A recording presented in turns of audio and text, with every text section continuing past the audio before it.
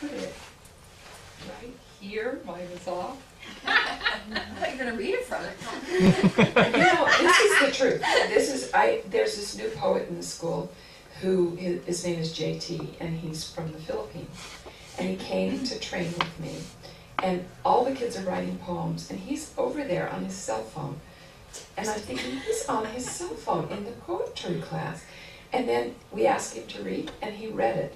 He composed the poem on his cell phone. He says he does all of them on his cell phone. He writes on the cell phone. So Hopefully he has an iPhone or something he has a larger. very fancy phone, and all the kids were cool. So, interrupted.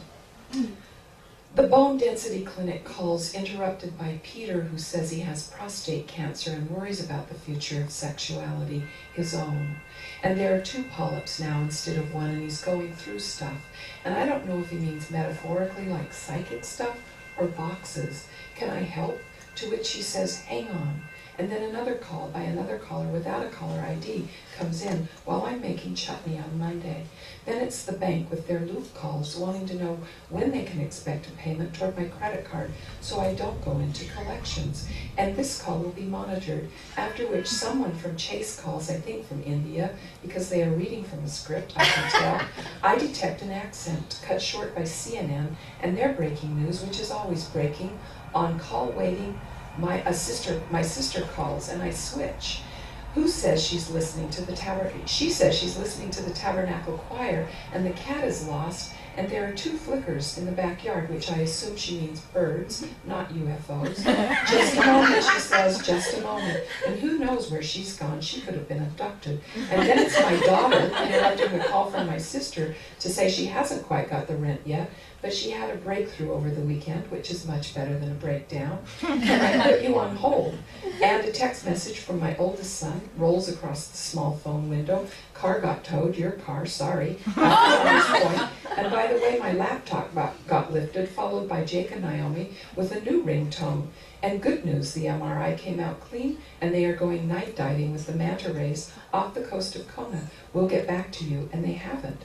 But the postman shows up and knocks for a signature, and I'm afraid of giving anyone my signature these days. An email, you've been tagged, including 123 Facebook messages, and I didn't even know I was on Facebook. I'm very pathetic anyway, so I signed. And this time it's Johnny Bondage, my friend who once served time on the cell phone, which he has appropriately renamed the hell phone. And he wants to read me a poem on shifting identities. The first person singular, I, and the I, E-Y-E, as in the one in the eye socket. And how about T, which I was late for last time?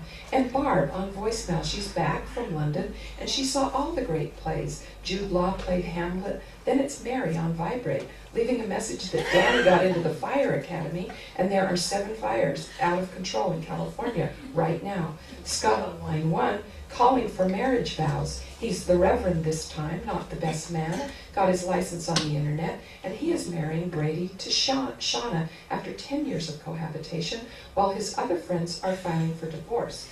What do you have, he asks, that is promising? It's Mary Elizabeth.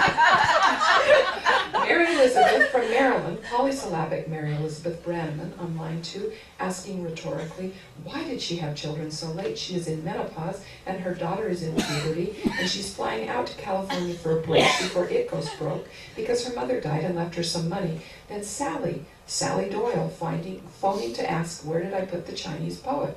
I say in the side pocket of her VW bug, and Cheney on CNN, grim as ever, interrupted by Justin Timberlake ad, and Tito calling to find out how to thicken the peach jam, Catherine along with 14 new messages, complaining that she has too many essays to read. The students are colonizing in her mind, and she never sees Bob, who she loves. He's always on call, interrupted by Sprint, calling to say the phone service will soon be interrupted if I don't, you know what.